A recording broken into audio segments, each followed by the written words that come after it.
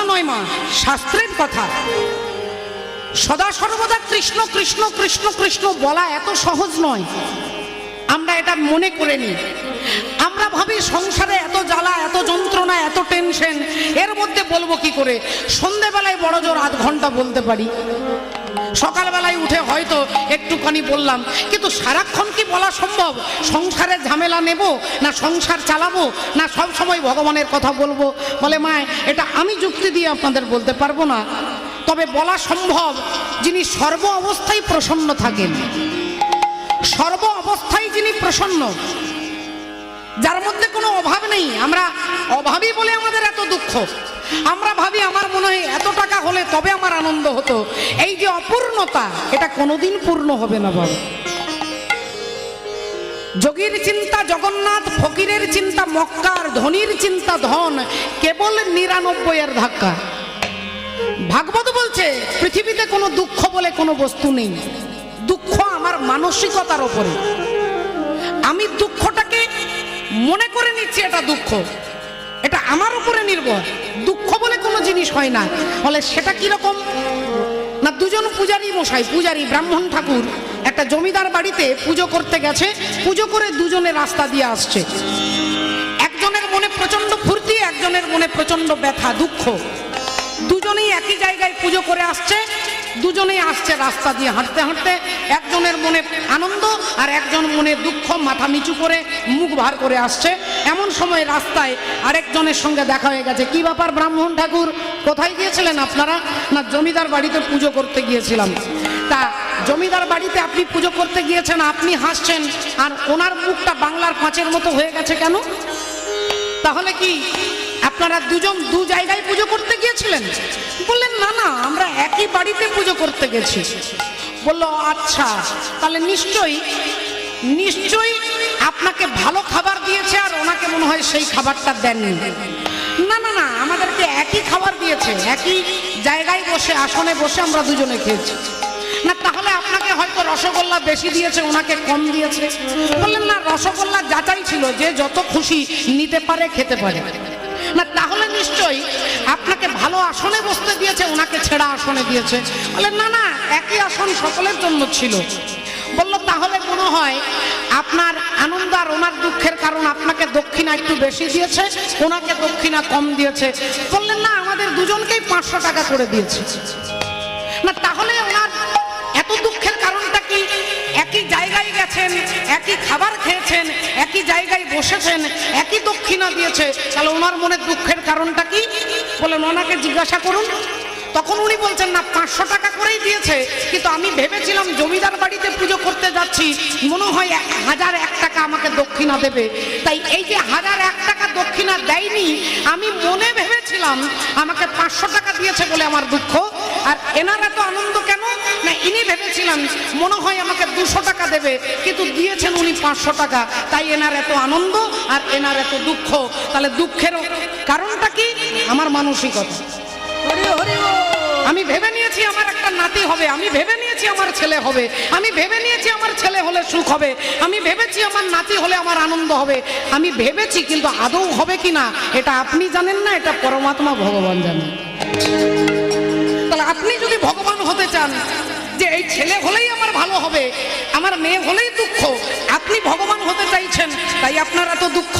আর আপনি যদি সবকিছু ভগবানের চরণে নিবেদন করেন যে আমাকে ভালো রাখার দায়িত্ব তোমার, কারণ তুমি মঙ্গলময় ভগবান, তুমি ঈশ্বর পরম কৃষ্ণ সচ্চিদানন্দ বিগ্রহ, তোমার চরণ যদি আমরা ধরে থাকতে পারি, তুমি যদি আনন্দময় সত্তা হও, তাহলে আমরা দুঃখ পাবো কেন? তাহলে দুঃখটা পাচ্ছি কেন?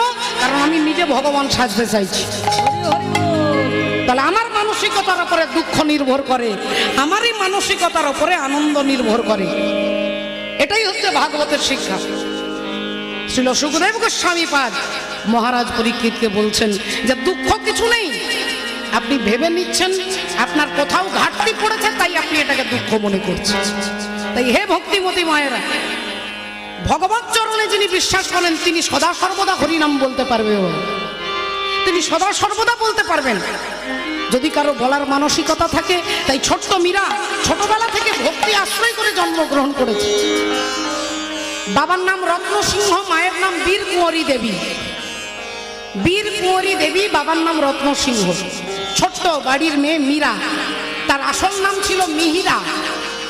মিহিরা, এই মিহিরা নামটা বলতে বলতে প্রচলিত ভাষায় হয়ে গেল মীরা, অর্থাৎ সূর্য। মিহির মানে সূর্য, সূর্যের কৃপাতে তিনি এসেছেন, তাই তাকে বলা হতো মিহিরা। কিন্তু ধীরে ধীরে সেটা মীরাতে পরিণত হয়েছে। মীরার দাদু ছিলেন দুধা ভাই, দুধা ভাইজি, দাদু জমিদার। তার একজন গোপাল ছিল, হরিবল। তিনি ভগবানের সেবা করতেন, ছোট্ট ভগবান গোপালের সেবা দিতেন। একদিন দাদুর খুব শরীর অসুস্থ, জ্বর হয়েছে, প্রচন্ড জ্বর। মীরা প্রতিদিন দাদুর কাছে যেত, দাদুর মাথার কাছে বসতো, দাদুর কাছে হরিনাম শুনতো, দাদুর কানের কাছে গুনগুন করে গান গাইতো ভগবানের নাম। দাদু খুব ভালোবাসতেন। একদিন দাদু ডেকে বলল, মারে আমার প্রচন্ড শরীরটা খারাপ, আজকে মনে হয় গোপালের সেবা দিতে পারবো না। তুই এক কাজ কর বাবা, তুই এই গোপালকে এক বাটি দুধ দিয়ে আয়, যা তুই দুধ দিয়ে ভগবানকে সেবা দিয়ে আসবি। এখন ছোট্ট মীরা ভেবেছে তাহলে ভগবানকে সেবা দেওয়া মানে আমি যেমন বাটি ধরে ঢকঢক করে দুধ খাই, তাহলে গোপালও নিশ্চয়ই সেরকম দুধ খাবে। এই মীরা আসনটা পেতে দিয়েছে, সুন্দর করে দুধের বাটিটা সাজিয়ে দিয়েছে, তুলসী পত্র দিয়েছে। এবার গোপালকে ডাকছে, কিন্তু ভগবান আসছেন না। মীরা তো জানে না যে আমার মতোই ভাবছে, আমার মতোই ভগবান আসনে বসবে, বসে ঢকঢক করে খাবে। এখন বারবার ডাকার পরে বলছে, কি ব্যাপার তুমি আসবে না? দাদু আমার উপরে রাগ করবে, বলবে আমি নাকি তোমাকে খেতে দিইনি। তুমি এসো না গো, এসো না, ও গোপাল এসো না। কিছুতেই ভগবান আসছেন না, ভগবান কিছুতেই আসছেন না। মীরাবাই তখন রেগে গিয়ে বলছে, শোনো, দুধ যদি না খাও এরকম দিনের পর দিন, তাহলে তোমার গালগুলো কি সুন্দর না, রসগোল্লার মতো, ওগুলো শুকিয়ে যাবে। রসগোল্লার মতো গালগুলো শুকিয়ে যাবে এরকম না খেয়ে থাকলে। কিন্তু আমি এর বেশি কিছু বলতে পারবো না। ঠাকুর ঘর থেকে বেরিয়ে চলে আসে। একদিন, দুদিন, 3 দিন পরে ভগবান যখন আসনে বসে দুগ্ধ সেবা করে, মীরাবাইয়ের সঙ্গে কথা বলে, তখন মীরাবাই ভগবানকে বলছে, ঠাকুর একটা প্রার্থনা জানাবো। বলে কি? না, দাদুর জ্বর যেন কোনোদিন ভালো না হয়। বলে দাদুর জ্বর যেন ভালো না হয় মানে? না, দাদু ভালো হলেই দাদু তোমার সেবা করবে, আমি তোমার সেবা করতে পারবো না, তাই আমার দাদুর জ্বর যেন কোনোদিন ভালো না হয়। ছোট্ট মেয়ে, ভক্তির পরাকাষ্ঠা, তিনি জানে দাদুকে খুব ভালোবাসে, কিন্তু দাদুর জ্বর যেন ভালো না হয়, তাহলে যে আমি তোমার সেবা থেকে বঞ্চিত হব। হরি হরি ভক্তিমতী মায়ের। সেই ছোট্ট মীরা একদিন বাগানে ফুল তুলতে তুলতে মালা গাচ্ছে আর ভগবানের নাম করছে, আর পাশ দিয়ে যাচ্ছে কে? পাশ দিয়ে যাচ্ছেন একজন বৈষ্ণব ঠাকুর। তিনি প্রতিদিনের মতো ভিক্ষা চাইতে যাচ্ছে, প্রতিদিনের মতো ভিক্ষা চাইতে যাচ্ছে। আমার শ্রী গোবিন্দের সেবার তরে তোমরা ভিক্ষা দাও, আমার শ্রী গোবিন্দের সেবার তরে তোমরা ভিক্ষা দাও, শ্রী গোবিন্দের সেবার তরে তোমরা ভিক্ষা দাও। প্রেম তন্ডুলে দিয়ে তারে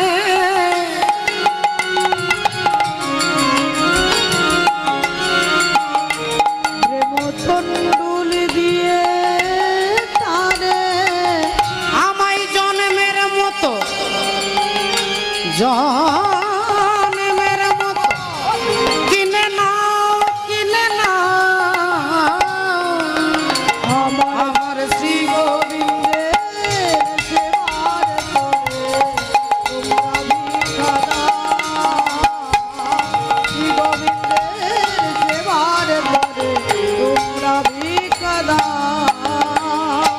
নিজের লাগি চাই না আমি,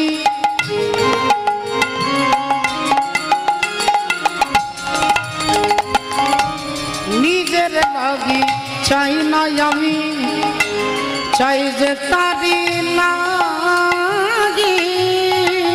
আমি নিজের লাগি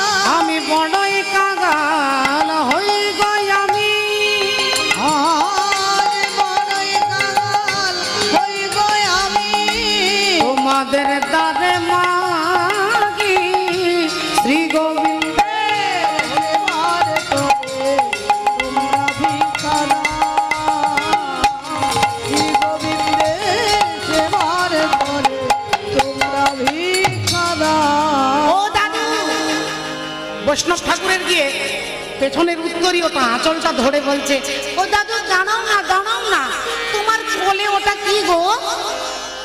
বললেন, আমার গিরিধারী, আমার গিরিধারী লাল। ও মা, কি সুন্দর, এটা তোমার? বললেন, হ্যাঁ। তুমি কি করো গো? আমি ভিক্ষে করি মা। তুমি কার জন্য ভিক্ষে করো?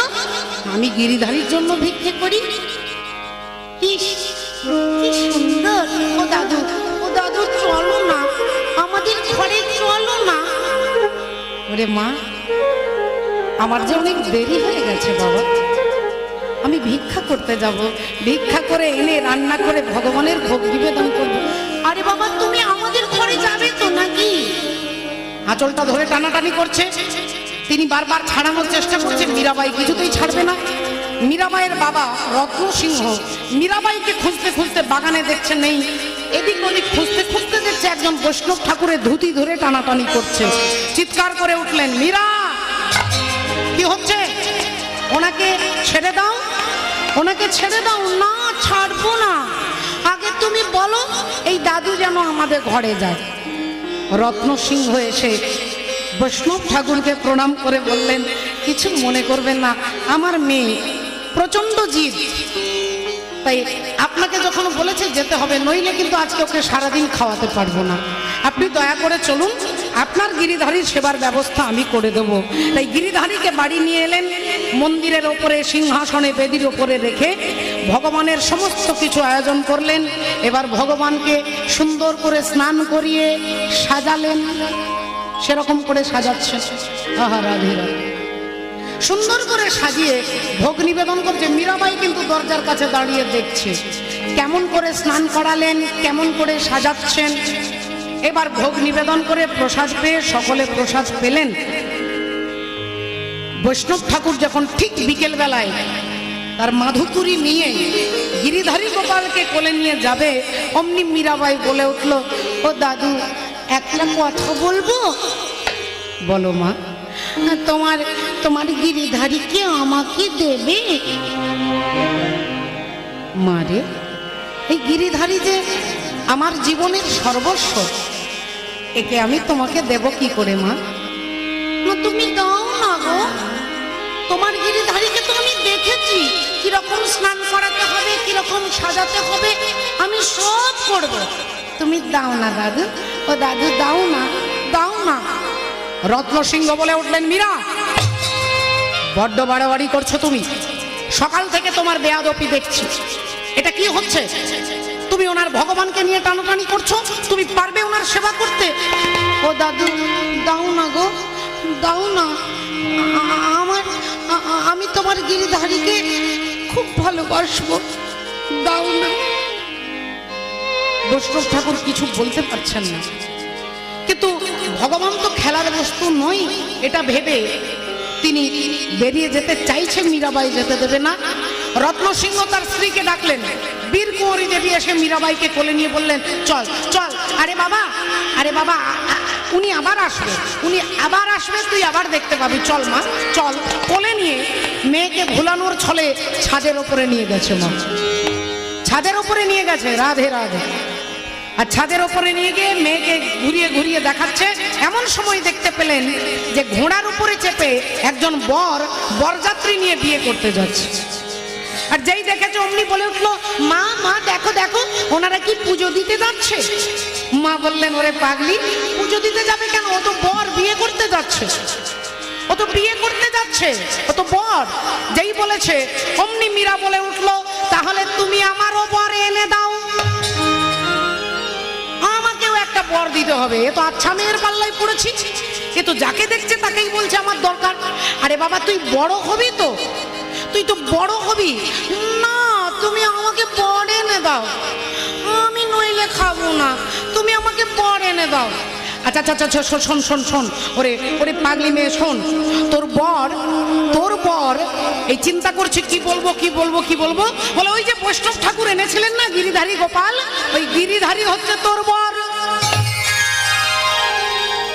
যেই বলেছে গিরিধারী তোর বর, মীরাবাই বললেন, তাহলে তুমি আমার বরকে আমাকে নিতে দিলে না কেন? বৈষ্ণব ঠাকুর তো নিয়ে চলে গেল আমার বরকে, মায়ের মুখ দিয়ে বেরিয়ে গেল কত বড় সত্য কথা, যে ও যদি তোর বর হয়ে থাকে বলে একদিনে তাকে আসতে হবে।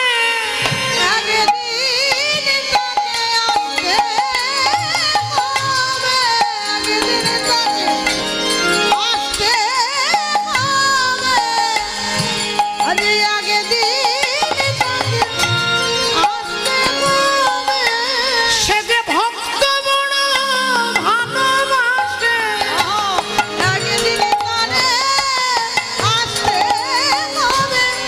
ভক্ত বড় ভালোবাসে, একদিন তারে আসতে হবে।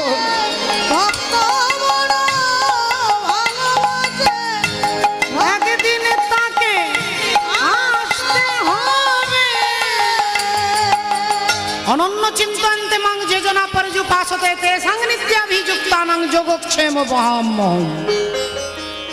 যদি অন্য কোনো চিন্তা না করে ভগবানের উপরে সম্পূর্ণ বিশ্বাসী হয়, ভগবান বললেন যোগক্ষেম বহাম্যহম, তার সমস্ত দায়িত্ব আমি বহন করি, এটা বিশ্বাস করতে হবে বাবা। উত্তর ভারতে একজন মাস্টার মশাই ছিলেন, সত্যির ঘটনা। মাস্টার মশাই তিনি ছাত্রদের লেখাপড়া শিখিয়ে সবাইকে যখন ছুটি দিয়ে দিতেন, তারপরে স্কুলে টেবিলে বসে তিনি গীতা অধ্যয়ন করতেন। গীতায় অধ্যয়ন করে তিনি বাড়ি আসতেন। তখনকার দিনে বুঝতেই পারছেন, এখন ছাত্ররা যদি কিছু এনে দিত মাস্টার মশাইয়ের সংসার চলতো।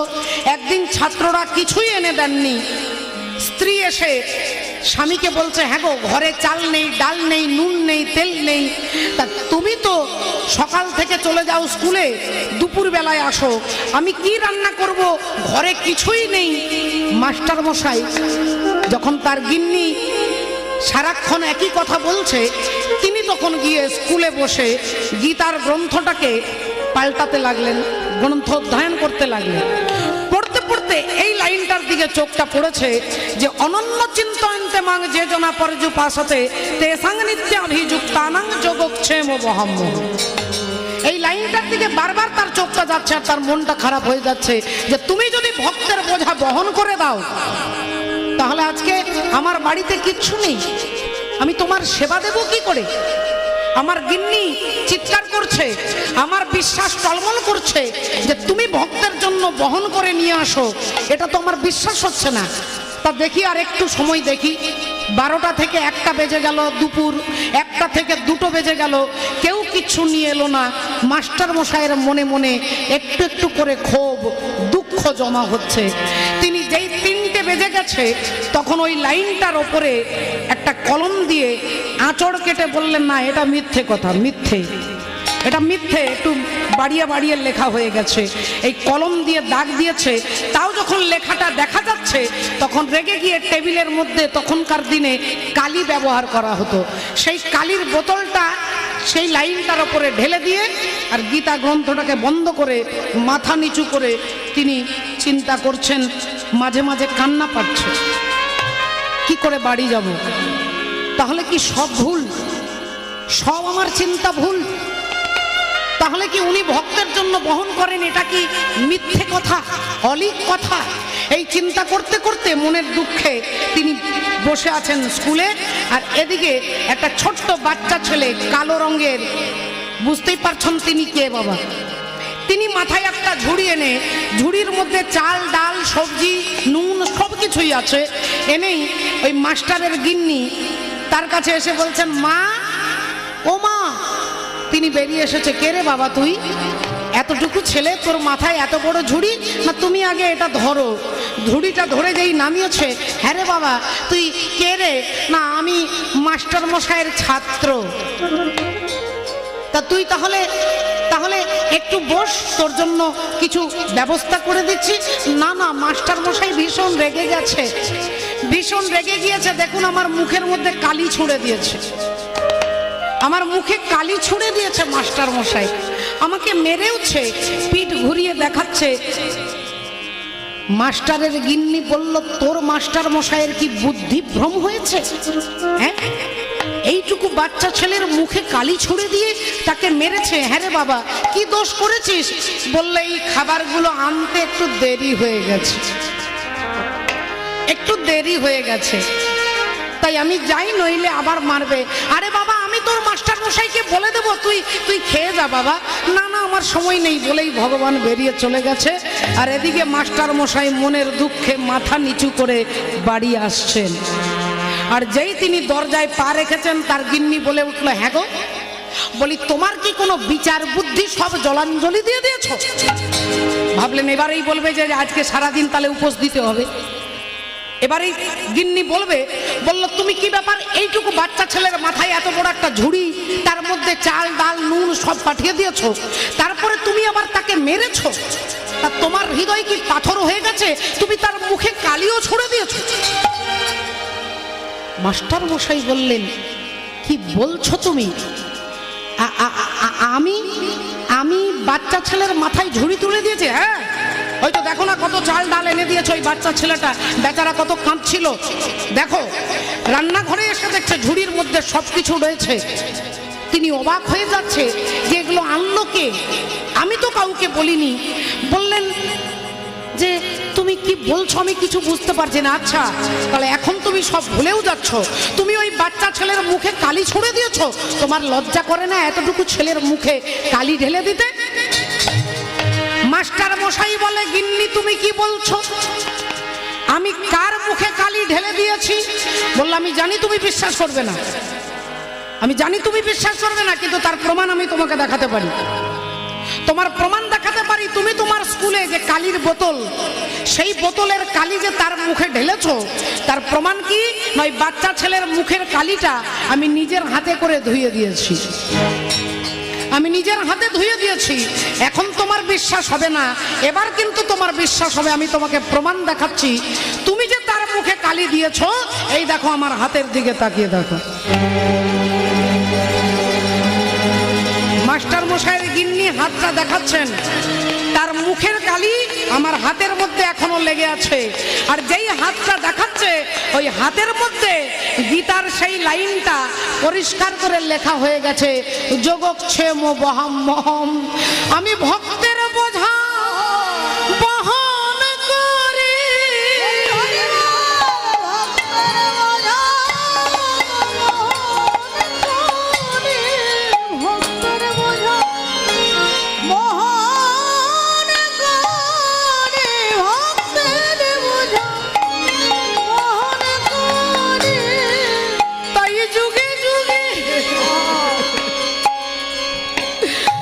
ভক্তাধীন নাম ধরি,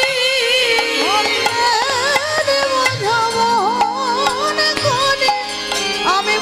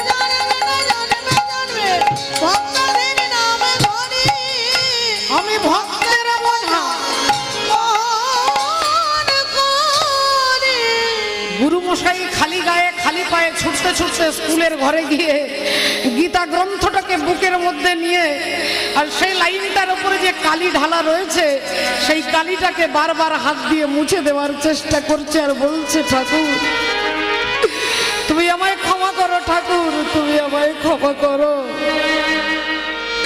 আমি এতদিন বিশ্বাস করেছি, কিন্তু আজকে আমার বিশ্বাস নড়বড়, আমার বিশ্বাস টলমল করছিল। তাই আমি ভেবেছিলাম এই লাইনটা মিথ্যে, তো এই লাইনের উপরে কালি ঢেলেছি বলে এই কালি তোমার বদনে লেগেছে। হরি হরি বল। তুমি আমায় ক্ষমা করো ঠাকুর। ভক্তিমতী মায়েরা, এটা সত্যির ঘটনা উত্তর ভারতে। তাই শাস্ত্র সবসময় সত্যি বলে।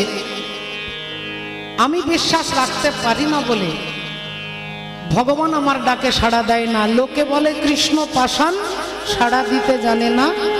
মন বলে আকুল হয়ে, কেউ তো তারে ডাকে না। রাধে রাধে।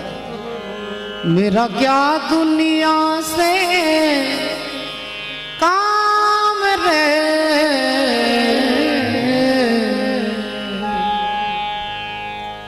मेरा क्या दुनिया से काम रे,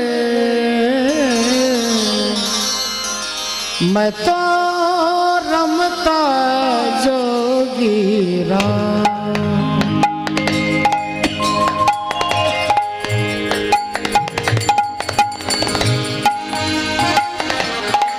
मैं तो रमता जोगीरा,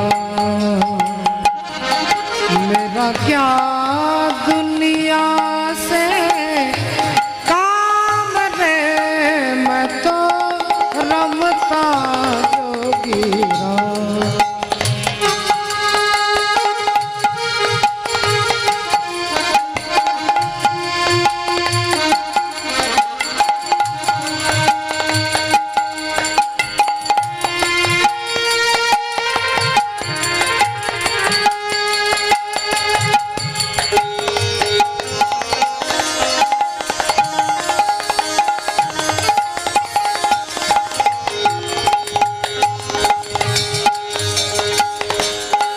बाग बागीचे मॉल सजा ले, सुंदर महल मकान,